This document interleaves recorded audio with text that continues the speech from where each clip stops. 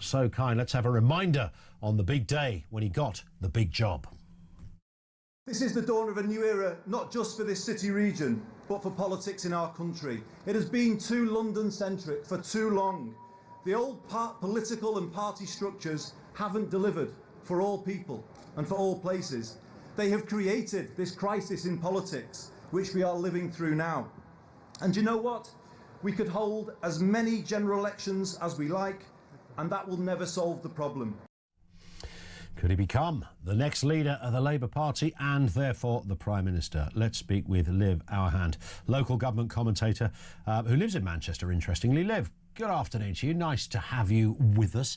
I've always said local government, the stories are, you know how Private Eye does that Rotten Boroughs column, where they look at what goes on in local authorities. I've long thought, when I used to be in the press gallery at Westminster, that actually some of the most interesting stories are actually in local government. There's some real, you know, if you're into politics, if you're into how budgets and money is spent and local democracy, then there's some cracking stories in these areas. And I guess this is one that is both local and now national, of course, because here we have a mayor of a significant region, Greater Manchester, apparently considering, although he hasn't said this himself, jumping into MP status again.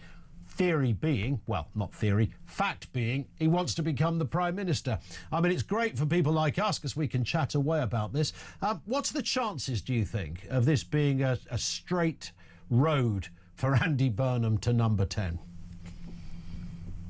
I mean, you and your last speaker were talking about this, right? There's an NEC body in the Labour Party that's stacked with Starmer loyalists who were going to do their best to block, I think, a challenge to Starmer at this stage. But like you were talking about, Starmer's ratings are incredibly low and Burnham is a popular figure. He's a popular figure in the Labour Party and nationally, and that's for good reason in a lot of ways. He's really stood up for the North West and particularly for Greater Manchester in his time as mayor.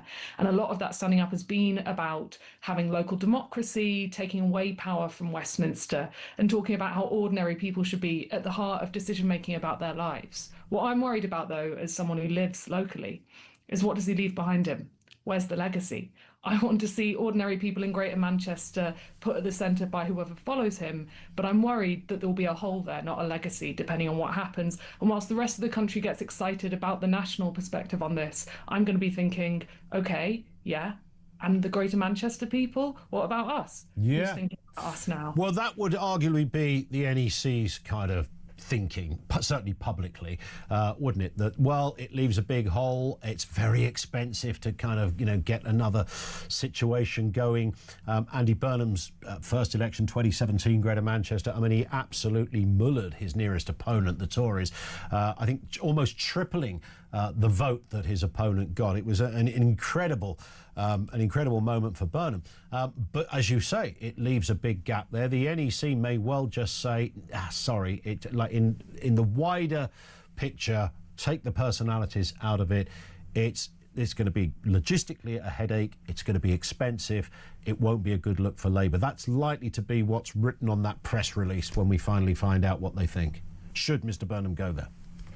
Yeah, I think it's very plausible. And honestly, if I'm completely straight with you, I think a lot of us are tired of the careers of Westminster politicians or politicians like Burnham who say they're not Westminster politicians until they get the opportunity dangled again.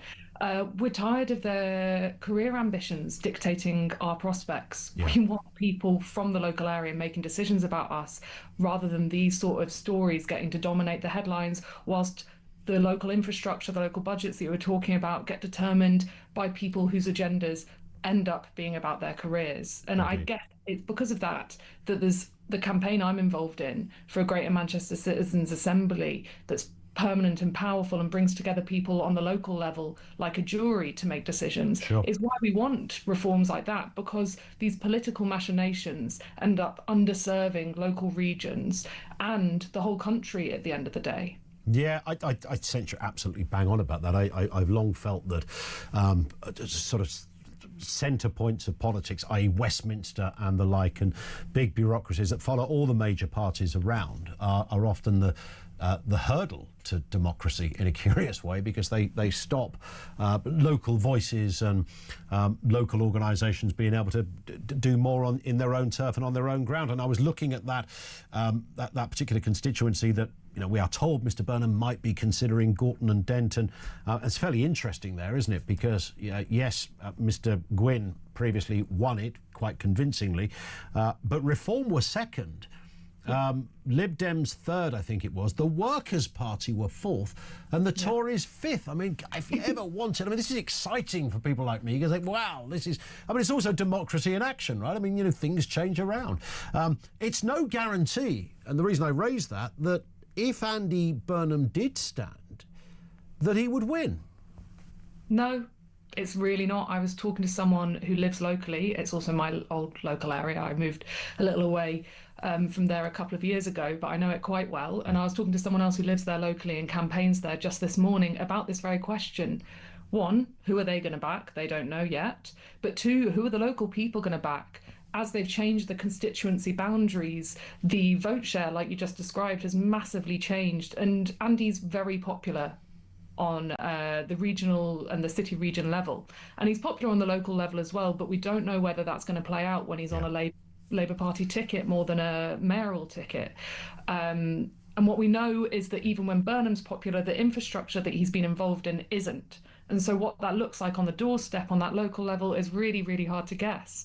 And I think really ultimately people need decision-making bodies at the local level that aren't so in hock to these sort of dog races between these parties that ultimately are full of people whose careers are oriented around politics. They need more ordinary people at the heart of decision-making, because otherwise you get these absolute wild dog races in these local areas that aren't serving the local population. Yeah, and again, we often lose sight of that. It's about local population and local representation. Liv, thank you for your time. Really interesting to chat. Liv Hourhand, who's a local government commentator who lives in Manchester, so she's aware of Burnham's impact there. Is he a man that's likely to change the fortunes of the Labour Party if he did get the big job? If you're a Reform voter, if you're a Tory voter, would you fear Andy Burnham on the basis that he'll be a more successful Prime Minister than Keir Starmer, could change their luck, could win the next election in 2029? Lines open. This is Talk.